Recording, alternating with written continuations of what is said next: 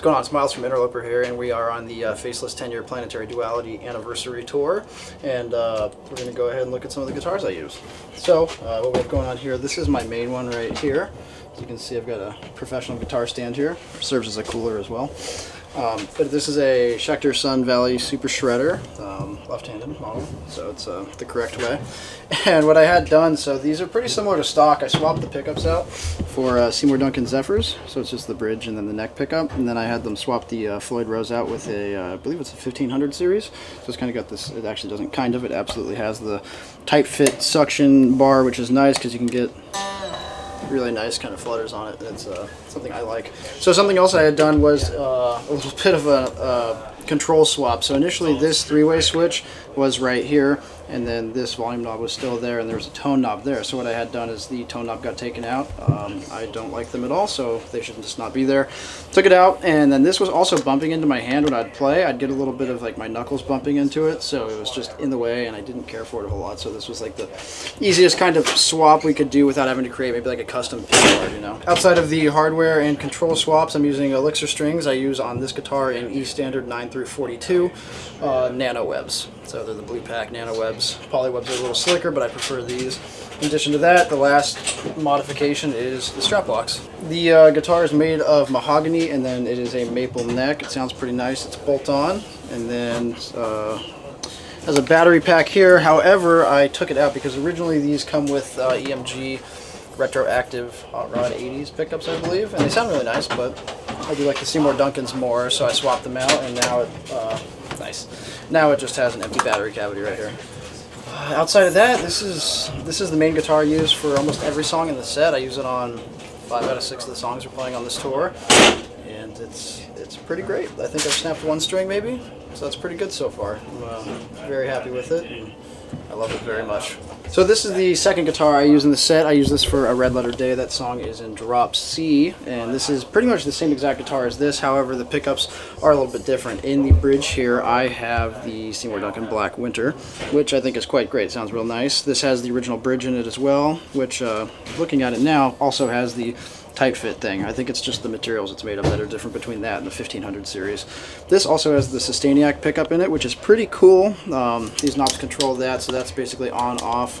And then this is like the highest overtone thing. It's like a shrieking kind of sound, which is really cool. And then the middle one's a little more mellow of a, I don't even know how to describe it, just a more mellow harmonic. It's not so like abrasive. And then this is just the note will ring and not stop ringing, which is pretty cool. Outside of that, I don't have the tone knob in here as well. I did the same swap out that I did with this one. I do that on every one of these that I have. And I have a push-pull here for the coil split on the bridge. And then this is to go from, I think, both, and then just neck. Outside of that, everything is the exact same except for the string gauge, which is a 10 through 52, I think. So I have this in drop C, and these are the Elixir nano webs as well. So this is the third of 4 guitars I have on this tour. This is the other 6 string I have. It is a backup for this blue one that also looks very similar to it. Same configuration here. Knobs are moved. I have a different pickup in the bridge though, however. This EMG pickup, which I shouldn't be using, is this is a Seymour Duncan Saturday Night Special. Sounds really cool. It's kind of like a rock pickup. It's cool. So it's nice. I haven't messed with it too much. And then this is actually inactive because I believe, let's see, we'll find out in a second. I think I took it out. Yep, this is an active pickup, no batteries in it, so this is actually dead in the guitar. So this is basically a kill switch. So I only have the bridge pickup in here, which is more or less almost the only thing I use anyways. So, and then with this being E standard as well, 9 to 42 Elixir nano webs. So Interloper's finally on the road now, and we have a pretty similar setup to what we were doing in the previous video we did together. However, this time we're running 2 Axifexes since we have 2 guitar players playing live. So basically everything in the last one, if you saw, is being routed out through the interface. We have, our tracks, like samples and 808s, synth, anything that isn't, a live musician playing right there at the moment. And then everything else, including our Axifex here. So this one's mine, and this one's Andrew's, is routed into the interface and goes out to front of house from there.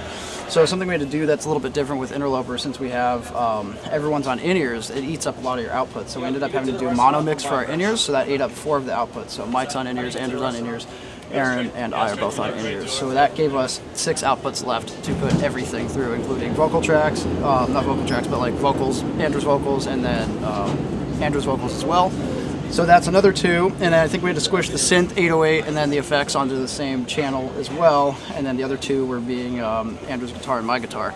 So it was kind of a struggle to figure out exactly how we were going to make this work, but we ended up going through, and Andrew did a great job doing the mastering on the track, so everything's going out at the same exact level, which is awesome. So there's nothing that's going to be like super hot. If you've ever seen a band come in and then a synth track comes in, it's just like the loudest thing ever, you know. So kind of got rid of that whole problem. Starting from the top, we've got a power conditioner, which is running pretty much everything through here. Underneath that, we have our interface that is running everything out, our Axe effects, in-ear mixes, vocals, 2 vocals, and then any of our tracks. And then from there, we've got the wireless system, which is for my guitar, which goes from my wireless body pack, which is somewhere, to here, into the Axe effects, and then into the interface. From there, we have the wireless in-ear system, which is routed from one of the outputs in the back of the interface. And then lastly, the Axe effects, clearly. We've got Andrew's here, and then we have Andrew's in-ear wireless right there. So what we have to do is these stay next to each other, because we have to run cables back and forth from them every single night. And then on top of that, since Andrew's also playing with the Faceless, we have to route everything after our set into the Faceless rig. So that's pretty much the entire gist of the rig. It's pretty simple. It's just it's a lot to figure out. It's like the planning makes sense, but the execution is difficult. But once you get it, it's a piece of cake. So, yeah. Well, thanks for checking out this episode of Gear Masters with all the Interloper gear. Appreciate you watching it, and come see us on the road. We're super excited to be finally touring now. It's been a few years of being busy leading up to this, but now that we have a full lineup and put our first single out a month and a half ago at the time of filming this video, we're super stoked to be doing what we want, and we love it. And it's awesome that you guys are coming out and supporting us on the road, and we'll be out and about a lot more with a new music video early next year.